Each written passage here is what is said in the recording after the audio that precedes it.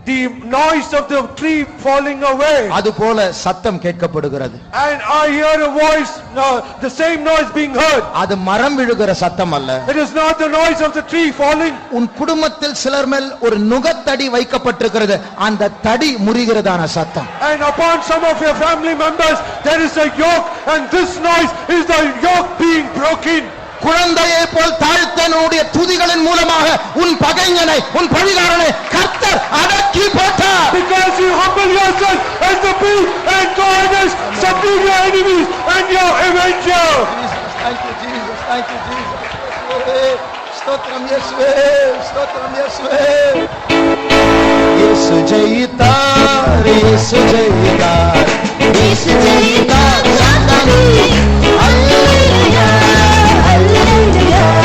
இயேசு ஜெயித்தார் சாத்தானை, இயேசு ஜெயித்தார், இயேசு ஜெயித்தார், இயேசு ஜெயித்தார் சாத்தானை. அல்லேலூயா, அல்லேலூயா.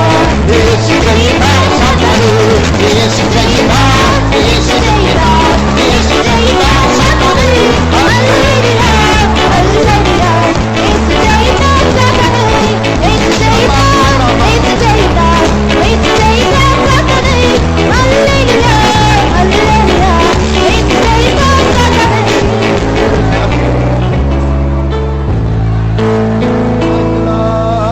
Tudabakaraba shabala bakarabana dirasibala ramakarabana today. Thank you Jesus. Amen. சத்துருடைய சகல அதிகாரத்தின் மேல் கர்த்தர் நமக்கு வல்லமை தந்திருக்கிறார். God has given power and authority over all the power of the enemy. நீங்கள் சர்ப்பங்களையும் தேள்களையும் மிதிப்பீர்கள். You shall tread serpents and the scorpions. ஆனால் ஒரு நிபந்தனை. But there is a condition. ஒவ்வொரு நாள் காலையில் இந்த நம்முடைய ஆண்டவரை நாம் மேன்மைப்படுத்தி உயர்த்த வேண்டும். Every day early in the morning we should exalt our God, this God. நான் ஒரு குழந்தை என்று தாழ்த்தினால் அந்த விழிப்பை கர்த்தர் தருவார். If we humble ourselves as a babe, God will give us that watching. உன் வாயில் ஆண்டவர் துதியை உண்டு பண்ணுவார். God shall ordain praise in your mouth. அந்த துதி உன் பலனாய் மாறும். That praise shall become thy உன் strength. வாயிலிருந்து புறப்படுகிற ஆயிரக்கணக்கான துதிகள் குண்டுகளை போல உன் சத்ருவின் நெற்றியின் மேல் பாயும். And all the thousands of praises that proceeds out of mouth, it shall become bullets that destroy the enemy. சீறி சீறி வந்த அந்த சத்ருவை நீ அடக்குவாய். And you shall subdue all the enemies that is coming against you. அவன் வரமாட்டான். He will never come. அவன் போய் விடுவான். He shall go away. கர்த்தர் ஜெயத்தை தந்திருக்கிறார். God has given us a victory. Hallelujah. Hallelujah. கர்த்தர் தந்த ஜெயத்துக்காய் ஸ்தோத்திரிப்போம். ஸ்தோத்திரம், ஸ்தோத்திரம், ஸ்தோத்திரம், ஸ்தோத்திரம், ஸ்தோத்திரம், ஸ்தோத்திரம், ஸ்தோத்திரம். இயேசு ஜெயித்தார், நாமும் ஜெயிப்போம். அதற்காய் ஸ்தோத்திரிப்போம். ஸ்தோத்திரம், ஸ்தோத்திரம், ஸ்தோத்திரம், ஸ்தோத்திரம். மீதியான கூட்டங்களை கர்த்தர் ஆசீர்வதிக்கும்படியாய் ஸ்தோத்திரிப்போம். ஸ்தோத்திரம், ஸ்தோத்திரம், ஸ்தோத்திரம், ஸ்தோத்திரம். எல்லா துதிகன மகிமை கர்த்தருக்கே செலுத்தி கர்த்தரை ஸ்தோத்திரிப்போம். ஸ்தோத்திரம், ஸ்தோத்திரம், ஸ்தோத்திரம், ஸ்தோத்திரம். ஒவ்வொரு நாள் காலையில் எழும்ப கிருபை பெருகும்படியாய் ஸ்தோத்திரிப்போம். ஸ்தோத்திரம், ஸ்தோத்திரம், ஸ்தோத்திரம், ஸ்தோத்திரம். அல்லேலூயா.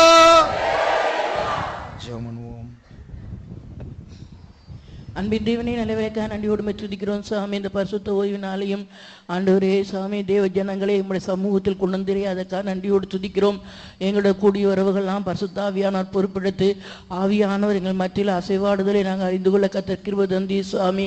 இந்த ஆண்டவரே பரிசுத்த ஓய்வினால மனமகிழ்ச்சியோடு கூட தேவனை ஆராதிக்கும்படியாக ஆண்டவரை நீ எங்களுக்கு கொடுத்ததான பரலோக சந்தோஷம் மகிழ்ச்சிக்காக நன்றியோடு துதிக்கிறோம். ஆண்டவரே, இந்த ஆராணி தொடக்க பகுதியாக பாடல்களை எல்லாம் ஆண்டவரே நாங்கள் பாடி மகிழ்ந்து கலிகூர்ந்து ஆண்டவரே உமக்கு ஆண்டவரே மகிமை செலுத்தக்கூடிய கிருபை பாக்கியத்தை லாக்கியத்தை எங்கள் தந்தீரே, அதற்காக நன்றியோடு துதிக்கிறோம்.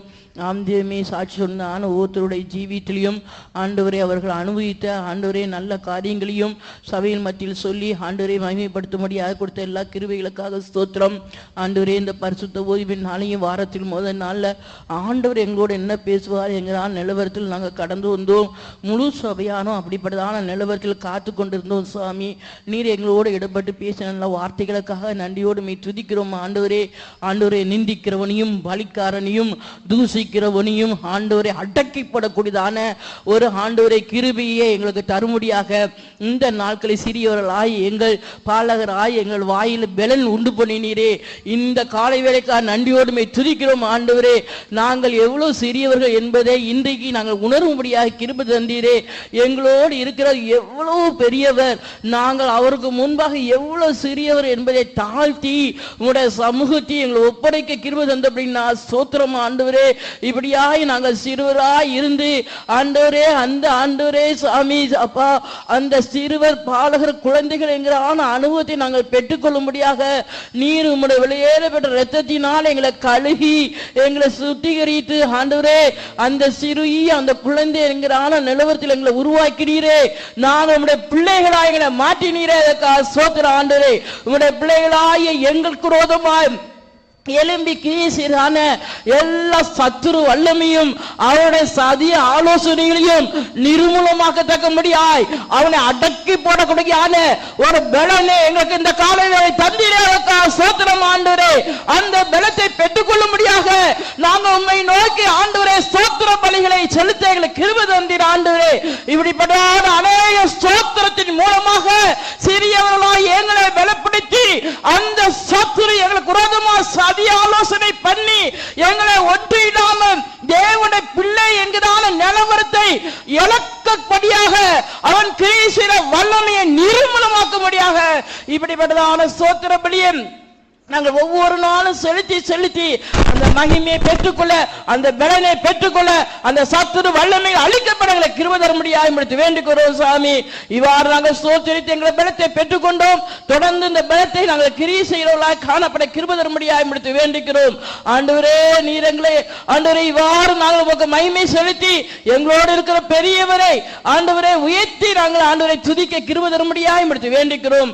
தாழ்த்தி மட்டுமாக எங்களுடைய ஆராணி பொருட்படுத்த ஆசீர்வதித்து ஏராளமான கிருபை உடைய தாசனுக்கு கொடுத்தபடினா ஸ்தோத்திரம். தொடர்ந்து நடக்கிறான வாலிபர் கூட்டமும் ஆண்டவரே சுவாமி இரவுல நடக்கிறான மாத இறுதி கூட்டத்தை நீர் ஆசீர்வதித்து தேவ ஜனங்கள் வந்து ஒரு நிறைவை பெற்றுக்கொண்டு புதிய மாதத்தை நாங்கள் கடக்க எங்களை கிருபை தரும்படியாய் வேண்டிக்கிறோம். சகல கூட்டத்தை நீர் ஆசீர்வதித்து தாரும். இயேசு நாமத்தை கேட்கிறோம் பிதாவே, ஆமென். நம்முடைய கர்த்தராகிய இயேசு கிறிஸ்துவின் கிருபையும் பிதாவாகிய தேவனுடைய அன்பும் பரிசுத்த ஆவியானவரின் ஐக்கியமும் காவலும் நம்மோடும் எல்லா பரிசுத்தவான்களோடும் கூட கர்த்தராகிய இயேசு கிறிஸ்து வரும் மட்டும் இருப்பதாக.